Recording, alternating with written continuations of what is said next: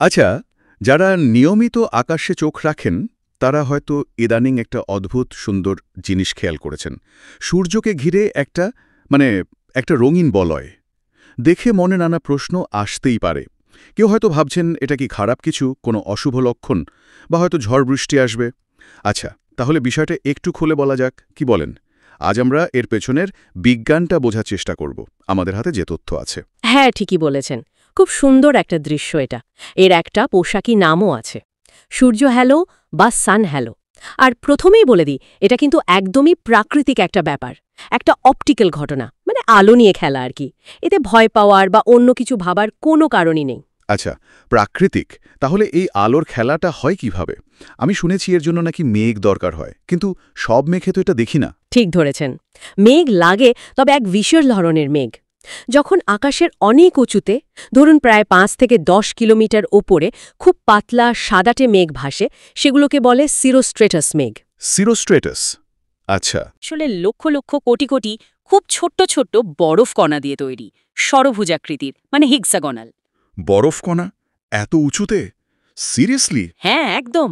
ওই উচ্চতায় তাপমাত্রা হিমাঙ্কের অনেক নিচে থাকে তো তো যখন সূর্যের আলো এসে ওই বরফ কণাগুলোর ওপর পড়ে, তখনই আসল ঘটনাটা ঘটে। ঠিক ওই বরফ কণাগুলো তখন এক একটা ছোট্ট প্রিজমের মতো আচরণ করে। আলোক রশ্মিগুলো ওই কণাগুলোর ভেতর দিয়ে যাওয়ার সময় বা গায়ে লেগে বেঁকে যায়। বিজ্ঞানের ভাষায় যাকে বলে আলোর প্রতিসরণ আর প্রতিফলন। ও আচ্ছা, রিফ্র্যাকশন আর রিফ্লেকশন। কিন্তু বেঁকে গিয়ে এমন গোল রিং তৈরি করে ফেলছে ২২ ডিগ্রি কোণে, আর রঙগুলোই বা আসছে কোথা থেকে? এইখানে ওই বরফ কণার জ্যামিতিক আকৃতির, মানে ওই ষড়ভুজাকৃতির খেরামতি।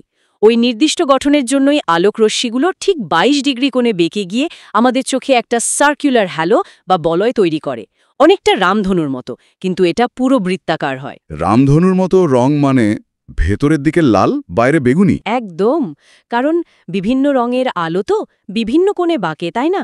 লাল আলো সবচেয়ে কম বাঁকে, তাই সেটা থাকে ভেতরের দিকে, মানে সূর্যের কাছাকাছি। আর বেগুনি বা নীল আলো বেশি বাঁকে, তাই সেটা বাইরের দিকে। এই ২২ ডিগ্রি কোণটা কিন্তু খুব নির্দিষ্ট। ইন্টারেস্টিং।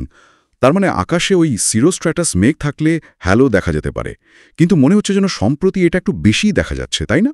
বিশেষ করে যেমন ধরুন আসাম বা মেঘালয়, ভারতের উত্তর পূর্ব দিকে। এর কারণ কি? আবহাওয়ার কোনো ইঙ্গিত? এটা একটা ভালো পয়েন্ট। এই সিরোস্ট্র্যাটাস মেঘ কিন্তু আসলে ওপরের অ্যাটমসফিয়ারের জলীয় বাষ্প বা আর্দ্রতা বাড়ার একটা লক্ষণ।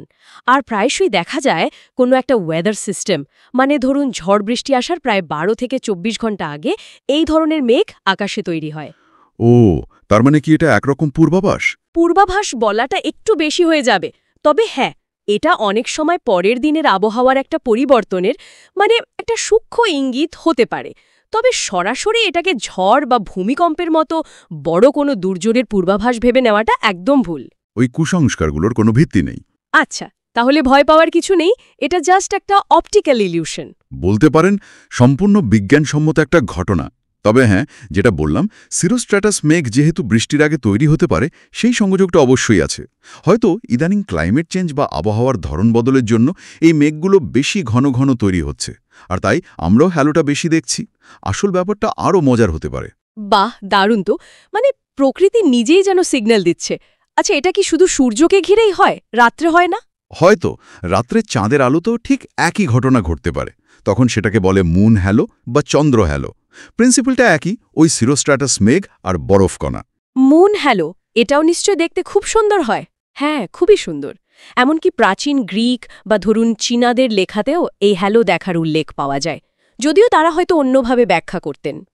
তাহলে সব মিলিয়ে যা দাঁড়ালো, এই সূর্য হ্যালো বা চন্দ্র হ্যালো আসলে ভয়ের বা রহস্যের কিছু নয়। এটা আকাশের অনেক উঁচুতে থাকা বরফ কণাতে আলোক রশ্মির প্রতিসরণ আর প্রতিফলনের ফলে তৈরি হওয়া একটা দারুণ সুন্দর প্রাকৃতিক দৃশ্য, তাই তো? একদম তাই। আর এটা দেখার মানে হলো আমাদের মাথার ওপরের বায়ুমণ্ডলে কিছু নির্দিষ্ট কন্ডিশন তৈরি হয়েছে, যা হয়তো পরের দিনের আবহাওয়া বদলারও একটা হালকা ইঙ্গিত দিতে পারে। ঠিক বলেছেন। এটা প্রকৃতির নিজের একটা দেখার মতো খেলা, যা আমাদের বায়ুমণ্ডলের ভেতরের অবস্থা বুঝতেও একটু সাহায্য করে।